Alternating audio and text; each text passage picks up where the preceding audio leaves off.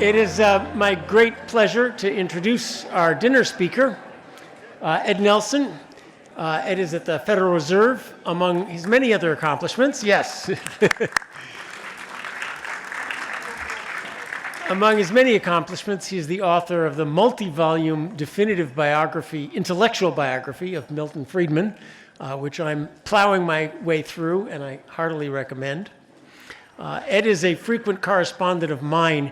Anytime I write a blog post or an article with anything slightly wrong in it, boom, I get an email from Ed in about 15 seconds, including, Ed is amazingly scholarly, including citations, and frequently he will send along PDFs. Well, Milton Friedman actually said this, and here's the article from 1963. I've learned to rely on him. I wanted to use the phrase long and variable lags and find out where did that come from. Sent Ed, boom, comes back 10 seconds later, along with the PDFs from something written by Milton Friedman in about 1947. He knows exactly where it is, which is the sort of thing historians and economic historians know how to do, and I don't know how to do. So it is a great pleasure. The topic he's chosen is one dear to my mind, how the Taylor Rule inherited the baton, if you will, from money growth rules and Milton Friedman. I heard this both from, this is secondhand, but I've learned don't look into good secondhand stories too deeply because they're too good to find out they might not be true. But as you know, Friedman believed in money growth rules, and Bob Lucas was also a longtime advocate of money supply control, and as you know, the Fed sort of tried it and concluded, no, it doesn't work, we got to go back to interest rates. I gather, actually, John Taylor told me this, that at one point here at Hoover Institution, Milton told John, you know, you're right, they control interest rates, this is the way to do it, but I'm too old to start all over again. But you're right. And in that sense, actually personally passed the baton. Similarly, I know Bob Lucas, who I talked to a lot about these things when I was at Chicago, when asked, well, you know, they kind of control interest rates, what should they do? And he said, well, yeah, you know, the Taylor Rule's the right thing to do. So that baton was officially passed, or at least according to my apocryphal stories. Ed would never tell a story without checking it 5 times in the archives. So now we'll hear something much more scholarly. Ed.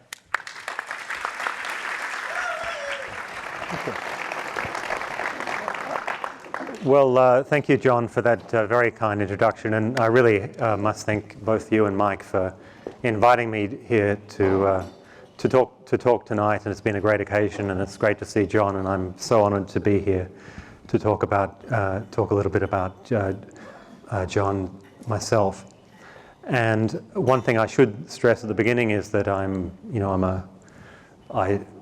honoured to be able to do research in my part of my job, but a lot of the time I'm a desk-bound Washington bureaucrat, and I want to make sure that although I'm work at the Board of Governors, these views I expressed at this talk are mine alone and shouldn't be interpreted as official positions of the Federal Reserve System or the Board of Governors of the Federal Reserve System.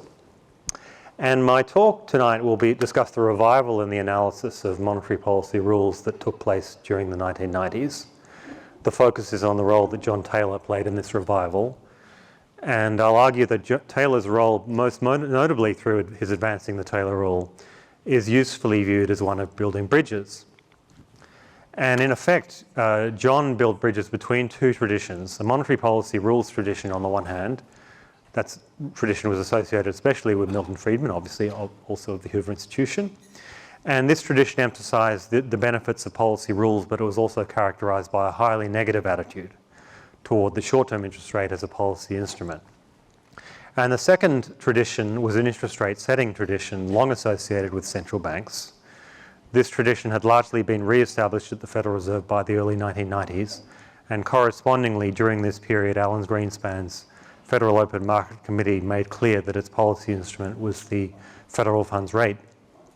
In common with the rules approach that Friedman championed, this interest rate setting tradition was receptive toward focusing monetary policy on the pursuit of price stability, but it viewed approaches that were centered on policy rules as imposing rigidity and as being antithetical to practical policy making, so was hostile to rules. And my discussion will consider how John merged elements of these traditions in the course of his development and his advocacy of the Taylor Rule. He took a concept associated with Friedman's simple monetary policy rules and made it a core part of practical discussions.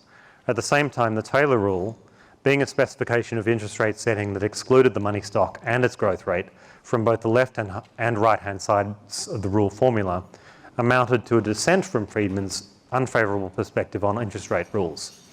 The synthesis of the two traditions that the Taylor Rule represented brought the analysis of policy rules closer to central banking practices, and also it proved helpful in other researchers' development of new Keynesian models, as we heard today. Now, in the 1970s and 1980s, the notion of a monetary policy rule was very strongly associated with monetary growth rules, and in particular with a constant monetary growth rule, thanks especially to Milton Friedman's championing of that rule. And in the course of this advocacy, Friedman had built up a large body of public statements criticising the use of short-term interest rates as a policy instrument. And he was known to be acerbic, and his record of acerbic remarks about interest rate policies included his 1976 observations that the Federal Reserve should, quote, forget about interest rates, and that, quote, monetary policy is not about interest rates, monetary policy is about the rate of growth of the quantity of money. Likewise, the monetarist literature often seemed to assume that in executing the task of inflation control, central banks would inevitably have to follow a monetary aggregates-focused approach. And in keeping with this line of thinking, Philip Kagan, a former student of Friedman and a senior colleague of John's when John was at Columbia University, had stated in 1979, monetary policy has to rely very greatly on monetary aggregates, the monetary authorities have to have a growth path of some total quantity of financial assets that they believe will help them control aggregate expenditures. I really don't believe we can get away from that. As much as looking interest rates may help, we have got to rely on the growth of financial assets. And similarly, in 1982, Kagan remarked, monetary targeting is the only feasible method of stabilising prices, whether one likes it or not. And a look at Friedman's case for preferring a monetary growth rule to an interest rate rule shows, however, that his arguments against policy rate rules, although strongly held, at heart consisted of doubts about whether they could be successfully implemented in practice. And his basis for favouring constant monetary growth did not amount to a contention that interest rate rules or interest rate reaction functions were analytically untenable or inherently not viable. Notably, in the course of the 1982 discussion that was negative about the practical operation of interest rate setting regimes, Friedman granted that it was in principle hypothetically possible to secure monetary control through the use of an interest rate instrument. And essentially, Friedman's argument against interest rate rules boiled down to the fact that an interest rate policy designed to deliver price stability would require that the interest rate be adjusted vigorously in response to the state of the economy. And in order for the policy rule to deliver price level stability, the nominal interest rate would need to be varied in a manner that both avoided real interest rate movements that would produce prolonged swings in inflation, and generated real interest rate movements when these were necessary to secure price stability. Friedman was doubtful of the authority's scope to judge accurately the requisite interest rate movements and to implement them promptly. For example, he described the Federal Reserve from the mid-1960s to the late 1970s as adjusting its interest rate targets only slowly and belatedly. In light of his concern that interest rate policies would lack the vigorous needed responses to inflation, Friedman favoured quantity targets in particular, a simple rule of constant growth of the money stock to be pursued using a quantity instrument, such as the monetary base or total reserves. Consequently, his recommended approach bypassed interest rates, as Rich said earlier today, and which he did not deny mattered for the transmission of monetary policy actions to the economy, in favour of a rule that appealed to long-run reduced form relationships between monetary growth and other nominal variables like nominal income growth and inflation. Now enter John Taylor. The rational expectations revolution provided a prism through which John Taylor looked at Milton Friedman's advocacy of a constant monetary growth rule.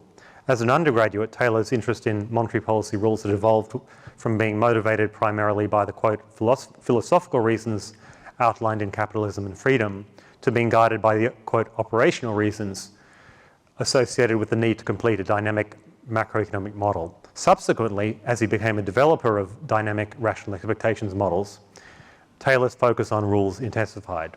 This was a setting in which it was not possible to lay out numerical values of the policy instrument and simply make these an exogenous input into the model. A law of motion for the instrument had to be specified so that the model could be solved and the implications of nominal contracts for output and price dynamics worked out. Taylor therefore judged that the rational expectations revolution placed emphasis on evaluating macroeconomic policy as a rule. He later recalled, I would put it this way, in those kinds of models, you can't really think about policy without a rule. And with respect to the specific rule, he was not an adherent to the constant monetary growth rule, preferring a rule that reacted to economic developments, an activist rule. Taylor's preference for strategies that targeted final objectives rather than intermediate objectives, like monetary growth, was also evident in remarks that John delivered in congressional testimony in June 1989 in connection with his confirmation as a member of the CEA, when he said, quote, the most important thing for the Federal Reserve and for the government in general to be thinking about is to aim to stabilise prices and keep inflation low in the United States, and that goal will lead to more growth and a healthier economic environment if met.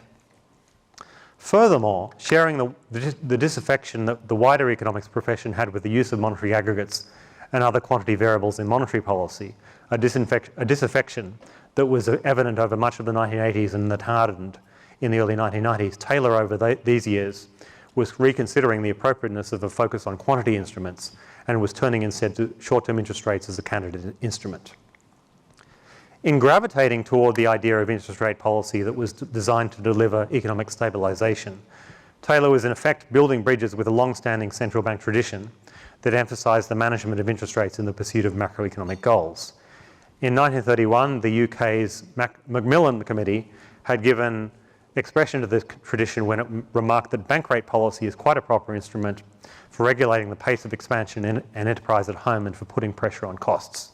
Correspondingly, after the end of the early post-war period's interest rate pegging policies, an article that appeared on the International Practice of Monetary Policy had noted that variations in interest rates brought about or furthered by action on the part of the central bank are the old-fashioned, quote-unquote, classical method of exerting authoritative influence on monetary traditions. Similarly, in the UK in 1957, Richard Sayers noted that the return to a movable bank rate has been in some quarters acclaimed as a return to traditional technique. Those in or closely linked to central bank circles in the 1950s associated monetary policy strongly not only with interest rate rules but also with flexibility. They perceived this flexibility as being essential and as making rules-based approaches inadmissible. In his book, Sayers referred to interest rate policy as a flexible monetary policy and concluded a chapter on the theoretical basis of central banking by noting, we must have central bankers to exercise a discretionary influence upon the monetary situation, while lamenting the fact that even in our own generation, there were advocates of rules like Friedman. Makers of monetary policy in the United States shared this skepticism about monetary policy rules, and doubts expressed about policy rules by William McChesney Martin as Federal Reserve Chair had been reaffirmed early in the Greenspan era by Alan Greenspan himself. As of the late 1980s, however, the Federal Reserve had a more ambivalent connection with central banking tradition with regard to interest rate management. Two Federal Reserve Board officials had written in 1947, determination of the level of short-term interest rates has traditionally been considered an important instrument of central bank policy. 40 years on, however, reluctance to be publicly characterised as determining US interest rates, as well as the legacy of the critiques by Friedman and others of policy strategies that set interest rates, had left the Federal Reserve entering the Greenspan era managing the federal funds rate, but not being forthright in public statements about the fact of this management. David Lindsay, a former Friedman student who served at the Federal Reserve Board staff in this period, gave a talk on US monetary policy in November 1992, the same month in which John Taylor delivered his Taylor Rules paper, Lindsay noted that the FOMC had restored the interest rate as its policy instrument a decade earlier, observing, quote, since late 1982, sustained sizable movements in the federal funds rate have been the result of discretionary Federal Reserve decisions. Nevertheless, during the Paul Volcker years, formal public acknowledgement of this management of the federal funds rate had been missing. We have no interest rate policy, Chairman Volcker told the Joint Economic Committee in January 1983. And Volcker's position was also reflected in a headline in the same year titled, Volcker denies Fed had any part in US interest rate rise. In Volcker's final 5 years in office and in the early Greenspan period, Federal Reserve policymakers in most of their external statements and in many of their internal deliberations took the stand that the FOMC was actually targeting a quantity variable, borrowed reserves. This arrangement, however, was tantamount to management of the federal funds rate. Reflecting this reality, the Federal Reserve became more overt about its employment of the federal funds rate as its main policy instrument. Notably, in a 1990 congressional hearing, after he had referred to a recent policy, quote, adjustment, Alan Greenspan was asked, the adjustment you made was in lowering the federal funds rate, right? To which Greenspan replied, well, yes. These developments were followed in the mid-1990s by breakthroughs in FOMC communications. When the committee raised the federal funds rate in February 1994, a brief press release accompanied the decision. This and later steps built on the progress that the Greenspan Federal Reserve had made over the previous 5 years toward greater explicitness about the use of an interest rate instrument. The mid-1990s changes to FOMC communication were acknowledgement of the fact then widely recognised that the committee managed short-term interest rates. When serving on the CEA, John Taylor's attention to this matter came out clearly in the 1990 Economic Report of the President that we've already heard about, and after returning to academia, Taylor was an invited contributor to a Federal Reserve conference on operating procedures held at the St. Louis Fed. Taylor observed in his conference summary, almost every paper assumed that the interest rate rather than reserves was the immediate target variable for monetary policy. This reflects recent experience in the United States and many other countries. One facet of Taylor's immersion in the global monetary policy scene was Taylor's continued activity during the early 1990s in the development of large macroeconometric models, and this work together with his ongoing interactions with central banks worldwide led to his involvement in a multi-pronged project spread across various sets of researchers that led to the conference volume of Bryant, Hooper and Mann. And soon after this project's completion, Taylor was among those presenting work associated with this project at the Carnegie-Rochester Conference in Pittsburgh in November 1992.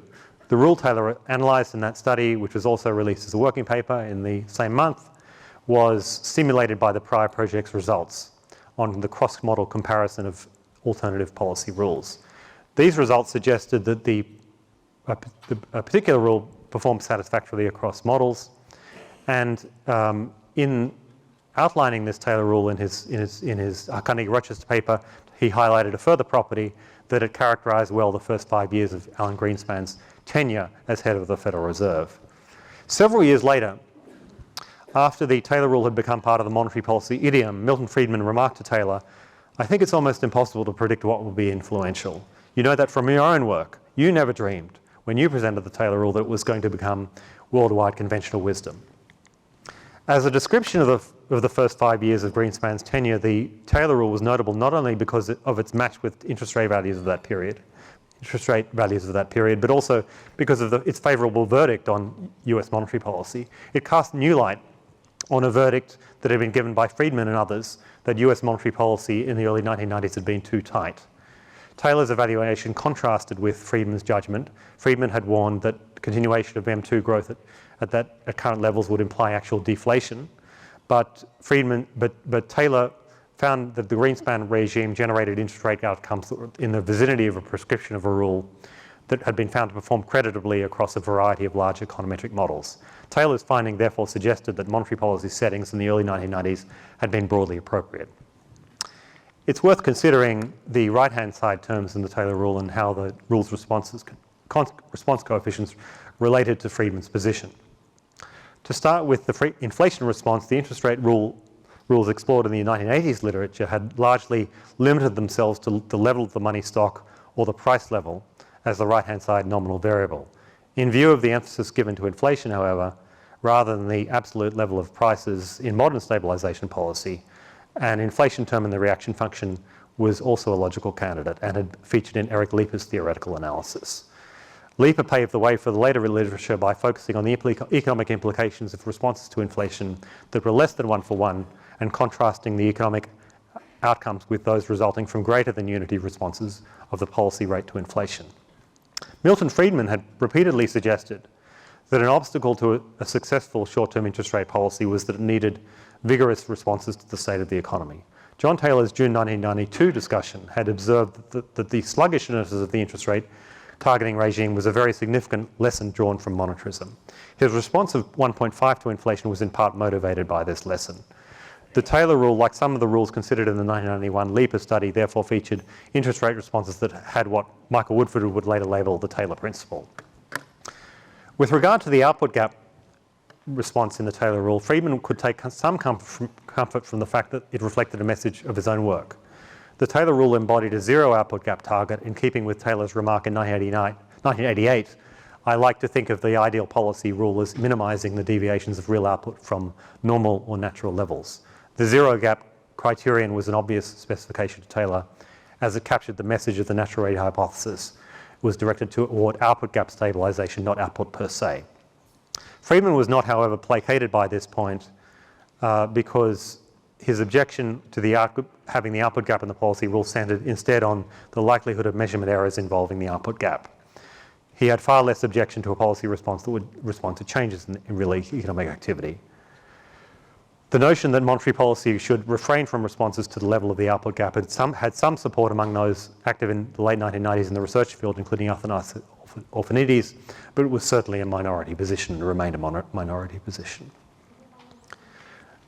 The Taylor rule work would generate a very large literature, and in retrospect, Taylor, 1993, led the way to a surge in research activity concerned with viewing US monetary policy via a framework centred on rules, in particular interest rate rules. His characterisation of US monetary policy as following a parsimonious interest rate feedback rule gained ground, with empirical studies of the reaction function largely confirming that the Federal Reserve's average responses took the form that Taylor had specified. Several studies relaying aspects of this finding appeared, most prominently Claradagli and Gertler's 2000 QJE paper. The main modifications that they made to the 1993 result were that the Taylor rule characterised well both the Volcker and Greenspan regimes, not just Greenspan, and that dynamics appeared to feature in the estimated rule in the form of interest rate smoothing and a response to the expected future inflation rate rather than current inflation. Estimated interest rate reaction functions showed that the response to inflation changed from below unity until the late 1970s to above unity thereafter. The agenda that the 1993 Taylor paper helped set over the subsequent decade was set in conference activity, including an NBR conference on monetary policy rules in January 1998 that many people here were here, Monica mentioned. Many people here attended, organised by Taylor. And the agenda was also reflected in the title of Chapter 1 of Michael Woodford's 2003 monograph, Interest and Prices. The title was The Return of Monetary Rules. In September 1997, Alan Greenspan gave a speech on policy rules at Stanford University in an event hosted by John, with Friedman giving Greenspan's introduction. Greenspan's speech cited the attractive features of the Taylor rule, but also stated that these types of formulations are at best guideposts to help central banks, not inflexible rules that eliminate discretion. Greenspan also acknowledged the upsurge in activity in the area of policy rules that the Taylor rule had helped generate.